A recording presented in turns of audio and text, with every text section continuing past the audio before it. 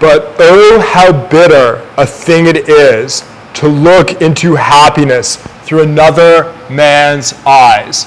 Thus spoke Orlando in Shakespeare's highly underrated play, As You Like It. And I want to talk today about this idea of bitterness, of feeling bitterness when someone that you're in close proximity to, when you perceive them as being happy. And I have a few thoughts on this that I want to share. Hopefully there are a few actionable takeaways. But as a starting point, I actually just want to note that all of Shakespeare's tragedies are highly studied and highly explored and obsessed over for good reason.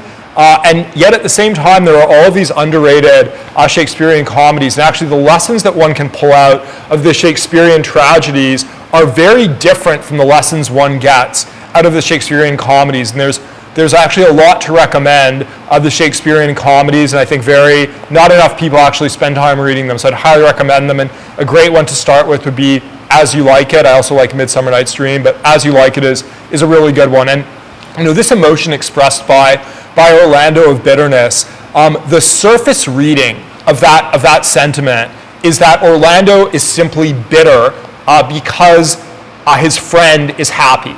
And if that is the case, which I don't think it is, I'm going to get into this, but if that was the case, that would be envy.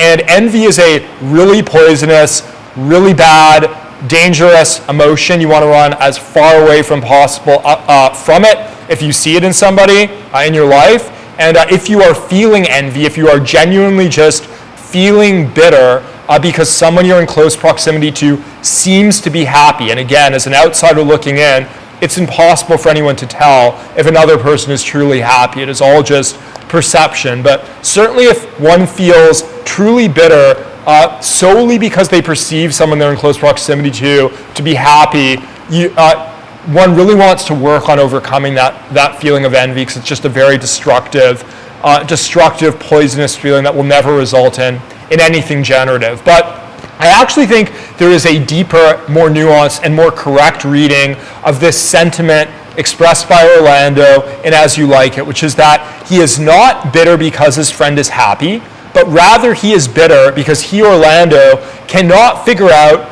what it will take for he himself to become happy. And I believe this is the reading that Shakespeare intended, and it's a nuanced difference, but it's an important difference. It's not wanting his friend to not be happy. It's bitterness, frustration that he doesn't know what it would take for him to be happy. And I actually think that a lot of bitterness in the world can be chalked up to this latter state, this latter context.